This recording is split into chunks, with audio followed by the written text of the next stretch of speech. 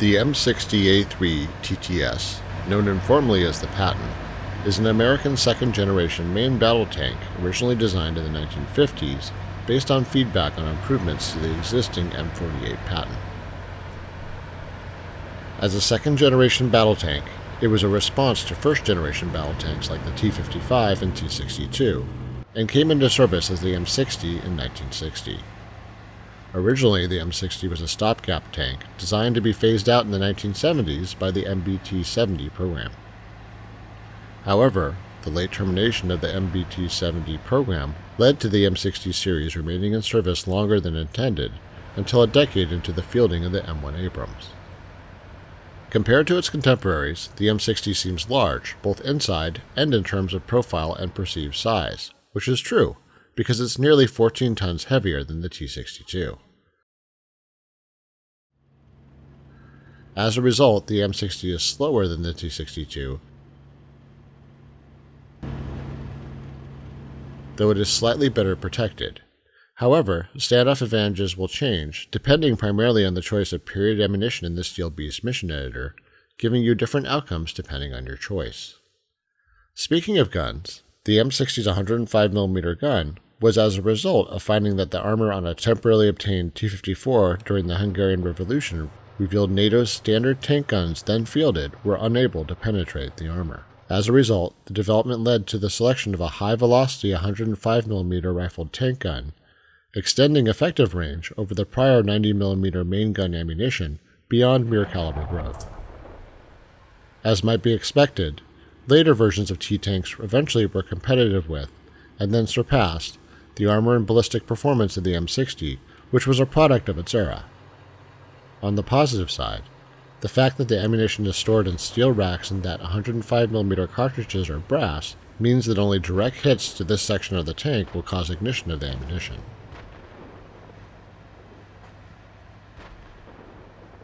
This was also the case for all other tanks of the M60's era, and remained a practice for decades. When equipped with the late 1970s M735M or early 1980s M774 APF SDS ammunition, the M60 is capable against the T-72M,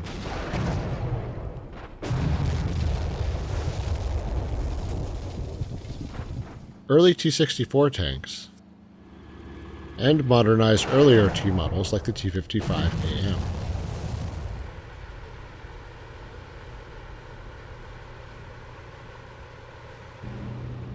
Frontal engagements against the T-72A M1 should be avoided, however, and the M60 must be considered at a severe disadvantage against later models, such as the T-80, T-90, even with late 1990s 105mm rounds, such as the M426. These tanks featured armor and armament upgrades designed specifically to counter tanks like the M60 and its contemporaries. Here, only flanking shots can hope to achieve significant effect.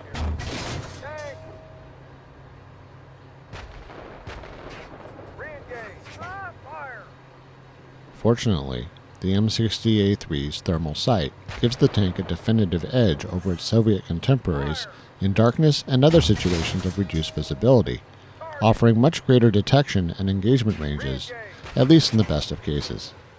The M60 remains a potent threat on the modern battlefield as long as the enemy has no advanced anti-tank capability.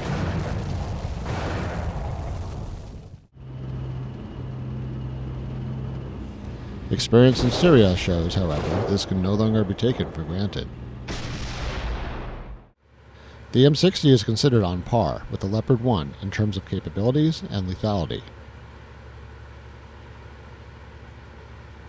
The M60A3 TTS is featured in Steel Beasts.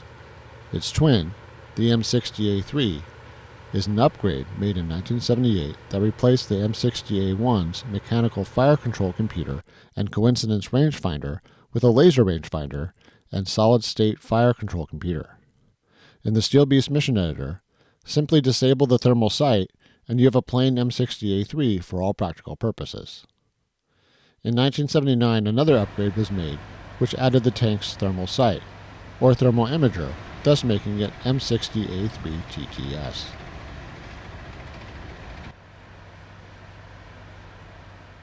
The first TTS-equipped A3s began to deploy to Germany in mid-1979 in limited numbers. Production continued on the M60A3 TTS variant until 1984, with a total of 1,052 produced between 1980 and 1984. While retired from U.S. combat use in 1991, the M60 went on to further improvements in service with other nations. The M60A3 continues to serve in the armies of at least a dozen North African, Middle Eastern, and Asian countries, particularly Egypt, Turkey, and Saudi Arabia. The M60 tank has a long and interesting history surrounding its development and deployment across the world, with roots in tank design responses to active and future threats going back to World War II. In partnership with eSIM Games, Cosas Militares has produced a series of videos that take an in-depth look at the rich heritage of the M60 and its place in modern military history. You can find these videos here. The M60 A3 TTS is extensively modeled in Steel Beast, with detailed commander, gunner, and driver positions. The loaders is controlled by the AI, responds to commander and gunner orders, and does its best to imitate human loading speeds. Today's video will focus on the gunner and driver. The other parts of our series on the M60 will address the commander's position, the many tools available to that position, and how to troubleshoot systems or use backups when things break during battle. In the M60A3 TTS that is represented in Steel Beast, the gunner has an impressive set of tools to get rounds downrange accurately at targets, notably the thermal sight, which is instrumental in immediately spotting threats in many challenging visual situations. From the gunner's position, F6, select the thermal sight using F2. If your vehicle's thermal sight is disabled, not unusual for missions simulating earlier eras of M60s, you can select the day view sight by using Alt F2. You may want to switch to the day view anyways once you acquire a target using the thermal sight, as it is sometimes difficult to identify a target conclusively using that view. In fact, standard practice was to use the thermal sight on wide view and 3x to identify targets, then switch to day view to 8x. Unlike the T-72, which had a fixed 8x magnification applied to the sights, the M60's magnification is switchable from 3x to 8x magnification using the N key, and this setting is separate between different sights, as mentioned just earlier. In this case, the center of the reticule, the dot in the middle of the central circle, is the lasing aim point. The gunner uses the control key to range the target with the laser.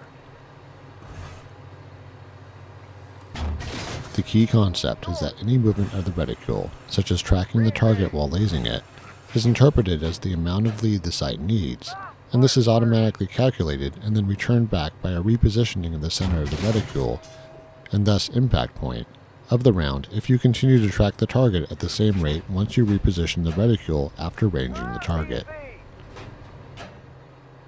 The rule of thumb is that you should be able to track continuously for 1.5 seconds to hit a moving target with the current lead and range calculation by keeping the reticule at the same speed as the target.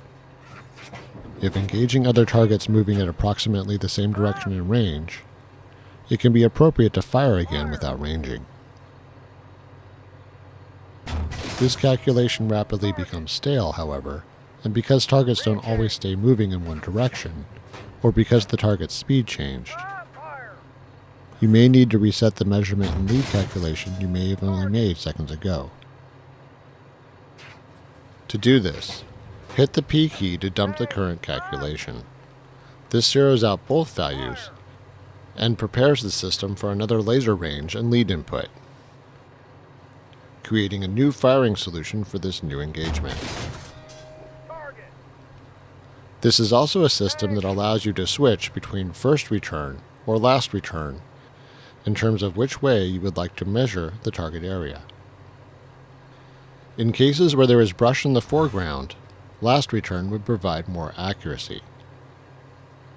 In the cases where your target is in front of forest, hillside, or other significant backdrop, it is preferable instead to have the sight set to first return. When the tank commander spots an object of interest, he will lay the sights on that object and either identify it or ask the gunner to identify it, especially if a human player is the tank commander. If you can acquire the target the AI tank commander called out, or have a priority target you do not want to lose track of, press T, identified. This confirms to the tank commander that you have located the target and are about to engage. In practical terms, this tells the AI tank commander to not override your engagement to another target.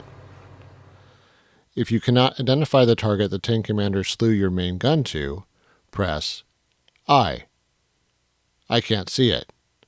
This requests to the AI tank commander to re-slew the main gun to the target of interest. After engaging, if your round hits, the tank commander will confirm, or give adjustments if the round was a near miss, and then order additional rounds on target. Note that at any point, should the AI tank commander deem there is a priority target, it can slew to that new target. This is why you may want to use the T identified key when engaging a specific target without interruption. Press F9 to access the driver's position. When buttoned, the driver views the world through 3 vision blocks. You can unbutton by either hitting the B key, or for finer control, use Q to raise your viewpoint to the maximum seated position, and Z to move the point of view back towards the inside until fully inside again. Identical to other positions, W moves forward, and pressing additional times increases until top speed is reached. A turns left. D turns right. S, stop. X moves backwards. As with other vehicles in the personal edition of Steel Beast, the loader position is crewed exclusively by the AI, and will do its hardest to get you new rounds at historically accurate speeds using the commands learned in this video.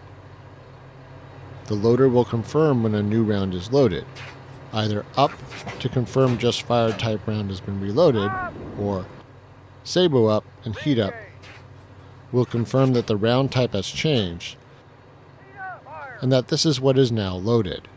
This will happen after you or the tank commander have ordered that change of ammunition type. Future episodes of this series will address special commands the commander and gunner can use with the loader.